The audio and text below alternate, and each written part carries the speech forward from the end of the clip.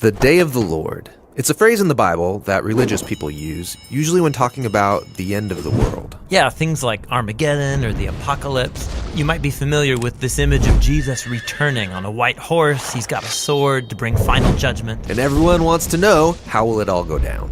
So a lot of these images come from the last book of the Bible, but to understand them, you have to go back to the first book. When the story begins, we watch God create an amazing world, and then he gives humans power to rule over it on his behalf. But the humans are tempted by this mysterious, unhuman character who offers them a promise. You could define good and evil on your own terms and put yourselves in God's place. Which is what they do. And the resulting stories are about the broken relationships and violence that results. Yeah, this promise creates huge problems. Now everyone has to protect themselves and fight for survival, and they're all using death as this weapon to gain power. It all leads to a story about the building of the city of Babylon. Or in Hebrew, Bavel. Everyone comes together to elevate themselves to the place of God. And God knows how devastating this could be. A whole culture redefining good and evil as if they are God. So God confuses their language and scatters them. Now from here on, Babylon becomes like an icon in the biblical story. It's an image that represents humanity's corporate rebellion against God. And the next time we see it is in the story of ancient Egypt. Yeah, Pharaoh, the king of Egypt, he feels threatened by these immigrant Israelites. He starts killing all of the boys, enslaving the rest. And this is really evil. Yeah, Egypt's like this bigger, badder Babylon. They take care of themselves at the expense of others by redefining evil as good.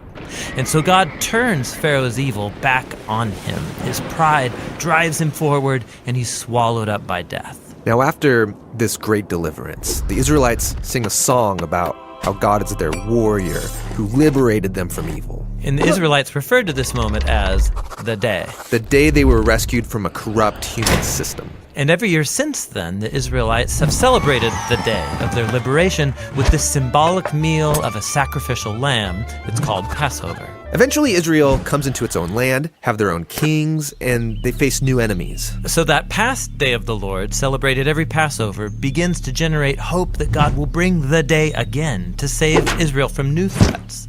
Now, out in the hills was a sheep herder named Amos. He was appointed by God as a prophet to announce shocking news to Israel, that God was bringing another day of the Lord against his enemies, and this time the target is Israel. What?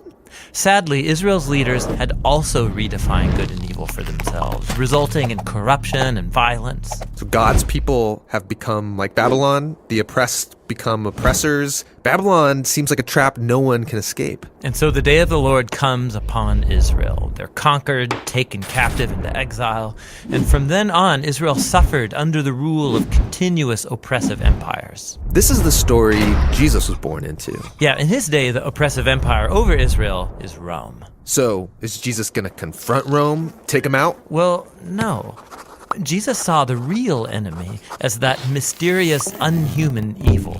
The evil that's lured Babylon, Egypt, Rome, Israel. All humanity has given in to evil's promise of power. This is what Jesus resisted alone in the wilderness when he was tempted to exploit his power for self-interest. But he didn't. And after that, he started to confront the effects of evil on others. Yeah, he started saying that he was going to Jerusalem for Passover for a final showdown to confront the evil of Israel and Rome by dying.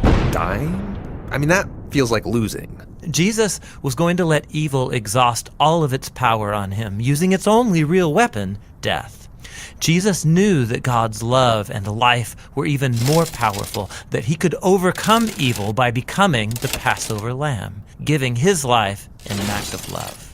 And something changed that day. When Jesus defeated evil, he opened up a new way for anyone to escape from Babylon and discover this new kind of power, this new way of being human.